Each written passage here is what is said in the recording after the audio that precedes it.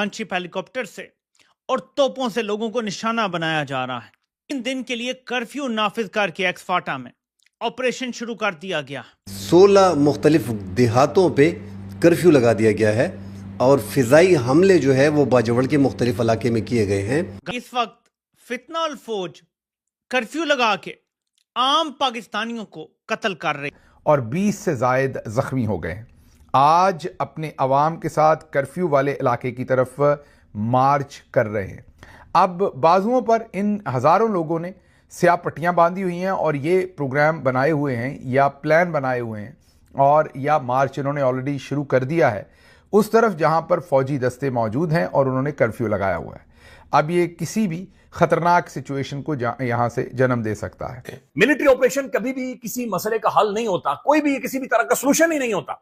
यानी पाकिस्तान के अंदर ये किसकी सोच है कि बंदूक, गोला, बम ये अपने लोगों के ऊपर मसले। नमस्कार, आप सभी का स्वागत है रियल भारत टीवी में। आज की लेटेस्ट खबर के बारे में बात करते हैं। जैसा कि आप सभी ने इंट्रो में देखा कि केपीके के क्या हालात है। ये पाकिस्तान की आवाम जो है, पाकिस्तान के फौजी जो है वो पाकिस्तान की आवाम के ऊपर ही हमला करती रहती है, एयर स्ट्राइक कर रही है, कहीं कुछ कर रही है, बम बारूद गोला बरसा रही है आग आसमान से। तो ये लोग के अंदर खुद औकात तो होती नहीं है कि किसी और से जाकर के लड़े। तो ये लोग क्या करते हैं, अपना मन भरने के लिए ये अपने आवाम को, अपनी आवाम को नुकसान पहुंचाते हैं, अपने आवाम के ऊपर जुल्म करते हैं। इन लोग को जरा भी नहीं लगता है कि ये अपना ही नुकसान कर रहे हैं, अपनी ही आवाम, अपनी जनता को जो है, अपने ही मुल्क के लोगों को की संख्या जो है वो कम करते चले जा रहे हैं, अपने खुद के पैरों पे कुल्हाड़ी मारते जा रहे हैं। वैसे ही पाकिस्तान के अंदर जो जनसंख्या है वो काफी ज्यादा कम हो रही है, क्योंकि ना पानी है, ना राशन है, ना कुछ है, तो लोग जो है मर रहे हैं। तादाद तो काफी ज्यादा है, लेकिन वजह क्या है मरने की, ये वजह है। पूरी वीडियो देखते हैं, फिर मिलते हैं वीडियो के एंड में। वहां के लोग ये कहते हैं कि जो ऑपरेशन किए जाते हैं वो दहशतगर्दी के लिए नहीं किए जाते, बल्कि हमारे वसाइल पर कब्जे के लिए किए जाते। डमाडोला चेक पोस्ट के बिल्कुल सामने बच्चे को शहीद कर दिया, हालांकि वहां कोई कर्फ्यू नहीं था। मुबारक हो फोर्सेस को। फलस्तीन दोयम अपने ही पाकिस्तानियों की नस्लकुशी में पेश पेश। अल्लाह की लानत वर्दी पहने ख्वारिज पर। हर तरफ फौज ने लाकानूनियत का बाजार गर्म कर दिया है। कहेंगे आप उनकी कुमक कैसे रोकेंगे? आप जो उनको नई रिक्रूटमेंट्स मिल रही हैं वो कैसे रोकेंगे? अगर तो ये ऑपरेशन सिर्फ दहशतगर्दों को धकेलने के बाद खत्म हो जाते हैं और उसके बाद फौज जो है वो वापस बैरकों में चली जाती है और मकामी इंतजामिया आकर सारा कंट्रोल संभाल लेती है, जैसा कि माजी में नहीं हुआ। माजी में जितने ऑपरेशन हुए इसके बाद हमने देखा कि वहां पे मुस्तकिल तौर पे फौज का एक वजूद हमेशा कायम रहा। वहां से फौज वापस नहीं गई, जिन जिन इलाकों में गई वहां पे फिर ऑपरेशन करने के बाद वो मौजूद रहे और बहुत लंबे चौड़े इलाके उनके कंट्रोल में रहे। पॉलिटिकल सोल्यूशन हमारे पास नहीं है। केपीके के लोग तो अलग मुल्क नहीं मांग रहे, वो भाग नहीं रहे, खैबर पख्तूनख्वा को नहीं तोड़ रहे, पाकिस्तान को तोड़ने के बारे में बातचीत नहीं कर रहे। They are very loyal people to Pakistan, इंतहाई लॉयल पीपल है, मुहिब्बे वतन पाकिस्तान के शहरी हैं। बार बार ऑपरेशन, बार बार मिलिट्री ऑपरेशन, बार बार फौजी ऑपरेशन, लोगों के घर तबाह, जायदादें तबाह, जमीनें उलट पुलट, बुरी हालत उसके बाद हो जाती है। एक दफा फिर बाजोड़ के अंदर लोग निकले हुए हैं, सफेद झंडे लेकर निकले हुए हैं, दरखास्तें कर रहे हैं, सोशल मीडिया पर वीडियोस मौजूद है, उनकी खवातीन बाहर निकली हुई हैं। लेकिन मिलिट्री ऑपरेशन अपने मुल्क के अंदर अपने लोगों के साथ ये कभी भी नाज़रीन काबिल कबूल नहीं है। ये लोग तो इन्हीं इलाकों के लोग हैं, कुछ अफगानिस्तान के हैं, कुछ पाकिस्तान के इलाकों के लोग हैं। कैसे रिक्रूट्स मिल रहे हैं? कैसे इनको जितने बंदे आप मारते जाते हैं पहले से तादाद बढ़ती चली जाती है? ये कोई याजूज माजूज है? नहीं, ये लाकानूनियत की पैदावार है। अब कैसे इनको हथियार डालने पे मजबूर करेंगे जब तक उनके पास हथियार हैं और वो जिंदा हैं कि यार तुम हथियार डाल दो तुम्हें इंसाफ मिलेगा, जबकि उन्हें पता है कि यहाँ तो मुल्क के सबसे बड़े लीडर को इंसाफ नहीं मिलता। हम जो पैगाम दे रहे हैं उस पैगाम के होते हुए दहशतगर्दी किसी का बाप भी खत्म नहीं कर। खालिस्तान और कश्मीर के हवाले से काफ़ी इसमें पाकिस्तान इन्वेस्टमेंट कर रहा है। कश्मीर के हवाले से आपको पता है कि अभी पाकिस्तान के फॉरेन मिनिस्टर इसाक डार ने एक ऐसे ही पत्ता फेंका है कि हमें आज़ाद अगर कश्मीर हो जाता है, इंडिपेंडेंट कश्मीर इंडिया और पाकिस्तान से आज़ादी हासिल करके, तो हमें कोई एतराज़ नहीं है। ये एक नया ड्रामा आया है पाकिस्तान का, वरना पीओके के इलेक्शंस में जो भी कैंडिडेट अप्लाई करता है तो उसको एक एफिडेविट जमा कराना पड़ता नेतागिरी है, राजनीति है, पॉलिटिक्स है, जो कि ओपोजिशन पार्टियां खेलती हैं।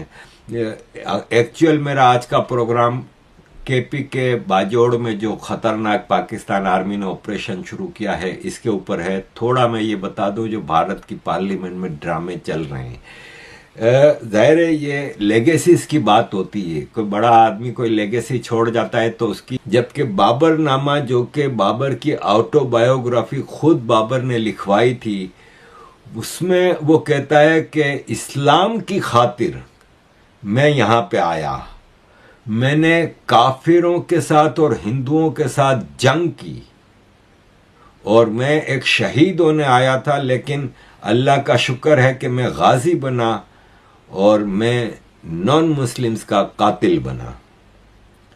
ये एक कहते हैं बाप का नाम लगाते शर्म आती है सालों को। ऐसे ही यहां पे भी ड्रामा चल रहा है, नेहरू नाम से चल रही हैं सारी चीजें। अगर राहुल गांधी साहब को इतना शौक है तो अपने दादा जो थे इनके, उसको लेगेसी को चलाते ना। उनके दादा तो गांधी भाई थे ना, फिरोज गांधी भाई, तो उसकी लेगेसी चलाते। लेकिन अजीब ख्याल है, जो हरकतें मैंने देखी हैं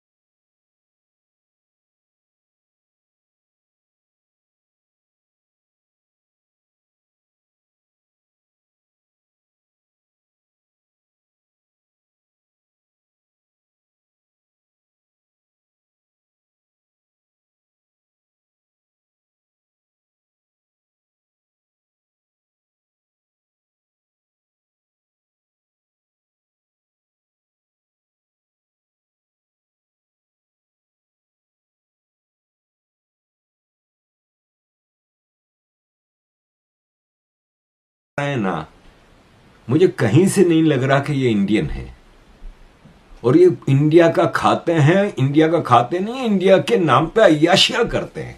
इनकी औलादें, इनके खानदान के खानदान 7 स्टार लाइफ गुजारते हैं इस भारत की, और किस तरह की हरकतें कर रहे हैं। पाकिस्तान की पार्लियामेंट में तो ऐसा कुछ हो ही नहीं सकता।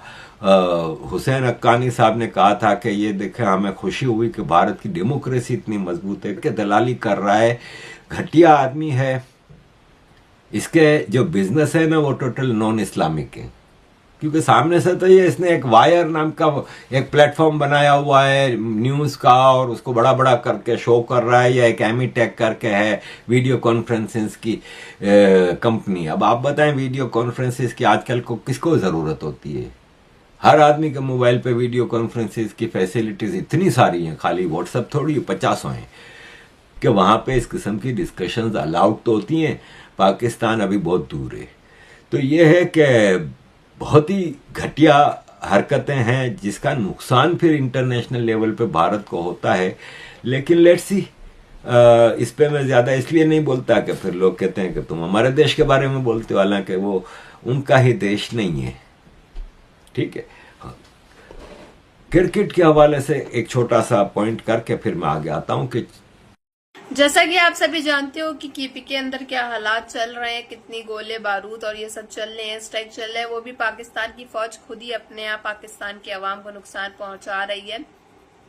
20 से ज्यादा लोग जो है इसमें जख्मी हो चुके हैं, मारे जा चुके हैं, काफी बच्चे और महिलाएं जो है इसमें मारी जा चुकी हैं।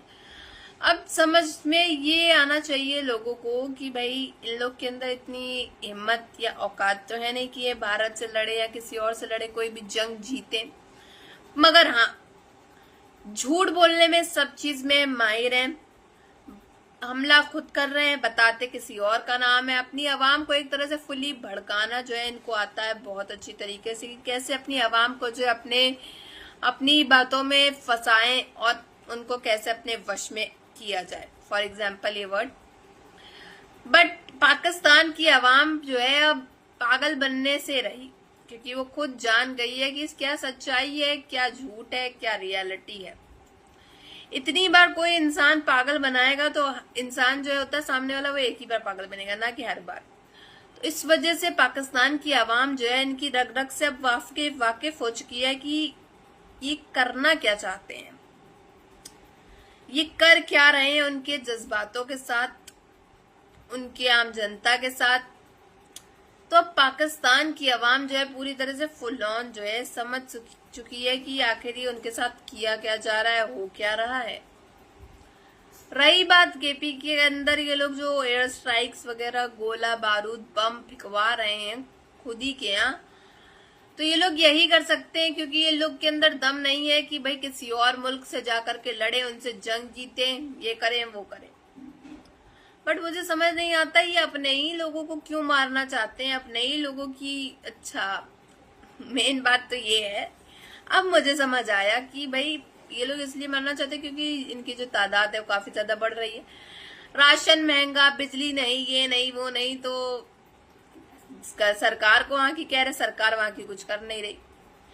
तो इनको मारने की प्लानिंग शायद इस वजह से ये लोग कर रहे हैं। खैर, ये जो मैंने आपको बताया, आपकी इसमें क्या राय है ये भी कमेंट बॉक्स में जरूर बताइएगा। क्या आप भी मेरी बात से सहमत हैं? Always been my favourite player. और अभी मई के महीने में या अप्रैल के महीने में उन्होंने कहा था कि टेररिस्टों के साथ कोई क्रिकेट नहीं होनी चाहिए। अब पता नहीं, दादा भी पता नहीं किस हिसाब में कह रहे हैं कि नहीं, स्पोर्ट्स को अलग रखो, खेल होना चाहिए।